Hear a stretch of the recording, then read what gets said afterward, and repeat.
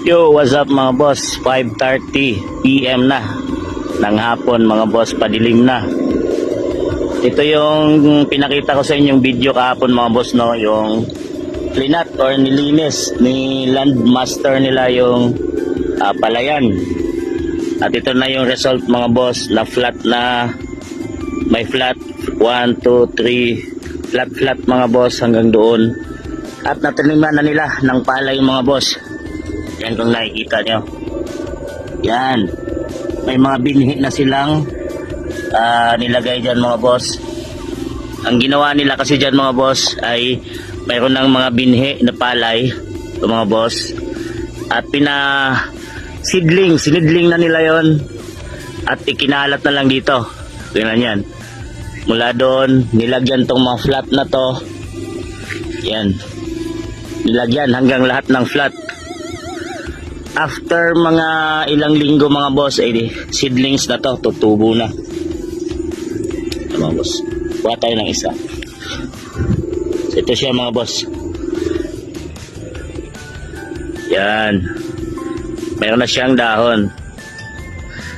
Yan, sinidling na nila yan mga boss bago ikalat. So, binabantayan din yan mga boss dahil siyempre pwedeng tukain din yan ng manok o yung mga itik dahil mga palay pa yan. At dito na side mga boss, no, is harvest na. Siguro bukas, ang sabi kasi mga ngayon or bukas, so maghapon ngayon hindi nila na harvest kasi busy sila dito sa pagtanim. So bukas papakita sa inyo mga boss, abangan natin yung pag-harvest nito. Harvester machine ang gagamit nito mga boss, ang gagamitin nila. So ito na yung palay na kinakain natin mga boss sa ating pagkainan. Yan, ready to ani na to, harvest. Hinog na. Yan, hinog na siya. Ganda ng bunga. Yan o, butil. Hindi ko lang alam kung anong pangalan ng palay na to kasi yung mga palay mga boss, may mga variety yan.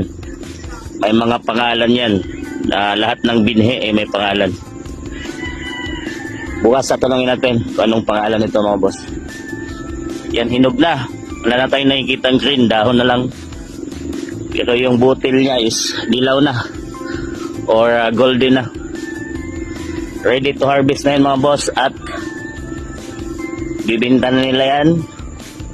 Ang balita ko is 22 per kilo na ang bintahan nito mga boss. Pag naaani na, nalinis na, 22 per kilo.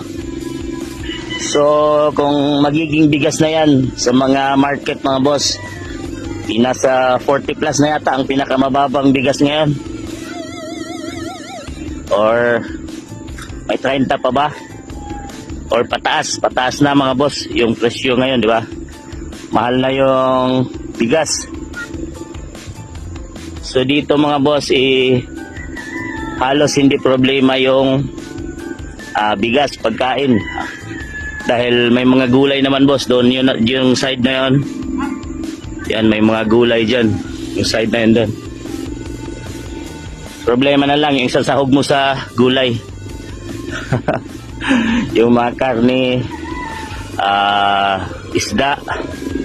So yun na lang ang problema. Pero yung mga bigas hindi masyadong problema mga boss. Hindi tayo nag-aalala sa tumataas yung presyo dahil may mga tanim dito. Yan mga boss. Na pag nandito ka mga boss hindi naman ganun kamahal gagaya sa market yung presyohan niya. Gaya yan mga boss. Bukas sa harvest na to at mayroon namang papalit dito ng mga seedlings, binhi. 3 months lang itatagal yan mga boss, ay harvestin na rin kagaya nito.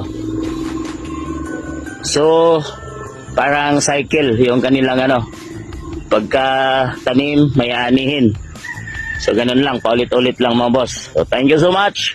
Yan ang ating buhay probinsya mga boss. Bye bye and see you around.